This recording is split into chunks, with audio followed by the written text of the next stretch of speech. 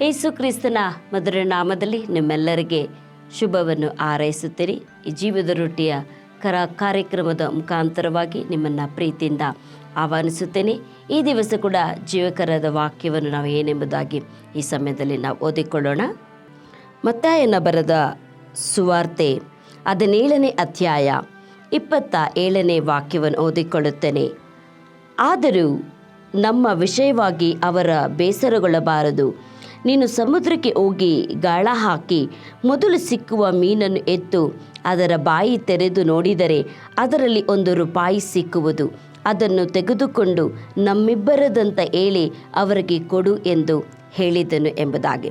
ಈ ಸಮಯದಲ್ಲಿ ಕೂಡ ನೋಡಬೇಕಂದ್ರೆ ಆ ಕಾಲದಲ್ಲಿ ಕೂಡ ತೆರಿಗೆಗಳನ್ನು ವಸೂಲಿ ಮಾಡುತ್ತಾ ಇದ್ದರು. ಇಲ್ಲಿ ಯೇಸು ಸ್ವಾಮಿ ಆತನು ಕಪೆರ್ನೌಮಿಗೆ ಬಂದು ತನ್ನ ಪ್ರಯಾಣವನ್ನು ಮುಗಿಸಿ ಅಲ್ಲಿ ಬರುತ್ತಿರುವಾಗ ಆ ಕಾಲದಲ್ಲಿ ನೋಡಬೇಕಂದ್ರೆ ರೋಡ್ ಪ್ರಯಾಣ ಮಾಡುವಾಗ ಈ ಕಾಲದಲ್ಲಿ ನಾವು ಹೇಗೆ ಟೋಲ್ಗಳಿಗೆ ನಾವು ರೋಡ್ಗಳಿಗೆ ನಾವು ಸುಂಕವನ್ನು ಕಟ್ಟುತ್ತೇವೋ ಆ ಕಾಲದಲ್ಲಿ ಯೇಸು ಸ್ವಾಮಿ ಕಾಲದಲ್ಲೇ ಅವರು ರೋಡ್ಗೆ ಟ್ಯಾಕ್ಸ್ಗಳನ್ನು ಕಟ್ಟಬೇಕಾಗಿತ್ತು. ಆದ್ದರಿಂದ ಅಲ್ಲಿರುವಂಥ ಜನರು ಬಂದು ಕೇಳುತ್ತಾರೆ, ನಿಮ್ಮ ಸ್ವಾಮಿ ನಮಗೆ ತೆರಿಗೆ ಕಟ್ಟುವುದಿಲ್ಲವ ಎಂಬುದಾಗಿ. ಆದರೆ ಅವರು ಶಿಷ್ಯರು ಹೇಳುತ್ತಾರೆ, ಇಲ್ಲ ಕಟ್ಟುತ್ತಾರೆ ಎಂಬುದಾಗಿ. ಮನೆಗೆ ಬಂದಿದ್ದ ತಕ್ಷಣ ಯೇಸು ಸ್ವಾಮಿ ಹೇಳ್ತಾರೆ, ನೀನು ತೆರಿಗೆ ಕಟ್ಟುವ ವಿಷಯದಲ್ಲಿ ನೀನು ಏನು ಯೋಚಿಸುತ್ತೆ ಎಂಬುದಾಗಿ. ಆದರೆ ನಾವು ತೆರಿಗೆ ಕಟ್ಟಬೇಕೆಂಬುದಾಗಿ ಹೇಳುತ್ತಾರೆ ಯೇಸು ಸ್ವಾಮಿ. ಹಾಗೆ ಪೇತ್ರನಿಗೆ ಹೇಳುತ್ತಾನೆ, ನೀನು ಹೋಗಿ ಸಮುದ್ರದಲ್ಲಿ ಮೀನು ಹಿಡಿದ ತಕ್ಷಣ ಮೊದಲು ಸಿಕ್ಕುವಂಥ ಮೀನಿನ ಬಾಯನ್ನು ನೀನು ತೆಗೆಯುವುದಾದರೆ ನಿನಗೆ ಅಲ್ಲಿ ಕಾಸು ಸಿಕ್ಕುವುದು, ಅದನ್ನು ಅವರಿಗೆ ಕೊಡು ಎಂಬುದಾಗಿ. ಅದೇ ರೀತಿಯಾಗಿ ಯೇಸು ಸ್ವಾಮಿ ಏನು ಹೇಳಿದರೋ ಅದೇ ರೀತಿಯಾಗಿ ಪೇತ್ರನು ಅಲ್ಲಿ ಹೋಗಿ ಮೀನನ್ನು ಹಿಡಿಯುವಾಗ ಮೊದಲು ಮೀನನ್ನು ತೆಗೆಯುವಾಗ ಆ ಮೀನಿನ ಬಾಯಲ್ಲಿ ₹1 ಸಿಕ್ಕುವಂಥದ್ದಾಗಿದೆ. ಇಲ್ಲಿ ನಾವು ಏನು ನೋಡುತ್ತೇವೆ ಅಂತ ಹೇಳಿದ್ರೆ, ಯೇಸು ಸ್ವಾಮಿ ಏನನ್ನು ಹೇಳಿದರೋ ಅದನ್ನು ಮಾಡುವಾಗ ಅಲ್ಲಿ ದೊಡ್ಡ ಅದ್ಭುತ ಕಾರ್ಯ ನಡೀತು. ಎಂದು ಕೂಡ ಮೀನಿನ ಬಾಯಿಗಳಲ್ಲಿ ಏನೂ ಸಿಗುವುದಿಲ್ಲ. ಆದರೆ ಅಲ್ಲಿ ಯೇಸು ಸ್ವಾಮಿ ಹೇಳುತ್ತಾರೆ, ಅಲ್ಲಿ ಹಣ ಸಿಕ್ಕುವುದು ಎಂಬುದಾಗಿ. ಅದೇ ಥರ ಪೇತ್ರನ ನಂಬಿ ಯೇಸು ಸ್ವಾಮಿ ಮಾತಿಗೆ ವಿಧೇಯನಾಗಿ ಅದೇ ರೀತಿಯಾಗಿ ಅವನು ಆ ಮೀನನ್ನು ಹಿಡಿದು ಅದರಲ್ಲಿ ನೋಡುವಾಗ ಅಲ್ಲಿ ಹಣ ಸಿಗುತ್ತದೆ. ಅದನ್ನು ತೆಗೆದುಕೊಂಡು ಏನು ಮಾಡ್ತಾರೆ, ತಮಗೆ ಕೊಡುವಂಥ ಆ ಸುಂಕವನ್ನು ಅಲ್ಲಿ ಕಟ್ಟುವಂತರಾಗಿದ್ದಾರೆ. ಆದ್ದರಿಂದ ಇಲ್ಲಿ ನಾವು ನೋಡಬೇಕಾದಂಥ ವಿಷಯ, ನಮಗೆ ಯಾವ ಅಗತ್ಯಗಳಿರಲಿ. ಯಾಕಂದರೆ ಇಲ್ಲಿ ನಾವು ಒಂದು ವಿಷಯವನ್ನು ಗಮನಿಸಬೇಕು. ಅವರಿಗೆ ಒಂದು ಅಗತ್ಯತೆ ಇತ್ತು, ಈ ಸರ್ಕಾರದ ಒಂದು ಕಾನೂನುಗಳನ್ನು ನೆರವೇರಿಸಬೇಕಾದಂಥ ಅಗತ್ಯತೆ ಇತ್ತು. ಆದರೆ ಹಣ ಅವರ ಕೈಯಲ್ಲೇ ಇರಲಿಲ್ಲ.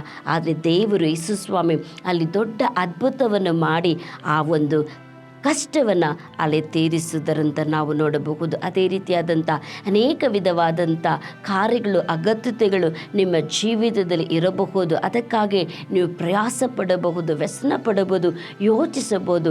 ಆದರೆ ಯೇಸು ಸ್ವಾಮಿ ನಿಮಗೆ ಏನು ಹೇಳುತ್ತಾರೋ ಅದನ್ನು ನೀವು ಮಾಡುವಾಗ ನಿಶ್ಚಯವಾಗಿ ನಿಮಗೆ ಏನೆಲ್ಲ ಅಗತ್ಯತೆಗಳು ಇದೆಯೋ ಆ ಎಲ್ಲ ಅಗತ್ಯತೆಗಳನ್ನು ದೇವರು ಪೂರೈಸುವಂತರಾಗಿದ್ದಾರೆ. ಆದ್ದರಿಂದ ಈ ಸಮಯದಲ್ಲಿ ನಾವು ಪ್ರಾರ್ಥಿಸಿಕೊಳ್ಳೋಣ. ಪ್ರಿಯ ಪರಲೋಕದ ತಂದೆಯಾದ ದೇವರೇ, ಈ ಸಮಯಕ್ಕಾಗಿ ನನಗೆ ಸ್ತೋತ್ರ ಸ್ವಾಮಿ. ಈ ಭೂಲೋಕದಲ್ಲಿ ನೀವು ಇರುವಾಗ ಸ್ವಾಮಿ ಅಪ್ಪ, ತೆರಿಗೆ ಕಟ್ಟುವಂಥ ವಿಷಯದಲ್ಲಿ ನಮ್ಮ ವಿಷಯದಲ್ಲಿ ಅವರಿಗೆ ಬೇಸರ ಇರಬಾರದು, ಅಭ್ಯಂತರ ಇರಬಾರದು ಎಂಬುದಾಗಿ ಎಲ್ಲವನ್ನು ಕರ್ತನೆ ನೀನು ಮಾಡಿ ಮುಗಿಸಿದ್ದೀರಿ ಸ್ವಾಮಿ. ಕರ್ತನೆ, ಈ ಸಮಯದಲ್ಲಿ ಕೂಡ ಅನೇಕ ಮಕ್ಕಳಿಗೆ ಅನೇಕ ಅಗತ್ಯತೆಗಳಿದೆ. ಅನೇಕ ವಿಧವಾದಂಥ ಸಾಲ, ಸಂಕಷ್ಟ, ಸಮಸ್ಯೆಗಳು, ಅನೇಕ ವಿಧವಾದಂಥ ಬಾಧೆಗಳು, ಅವರು ತೀರಿಸಬೇಕಾದಂಥ ಅನೇಕ ಹಣದ ಅಗತ್ಯತೆಗಳಿರಬಹುದು ಸ್ವಾಮಿ.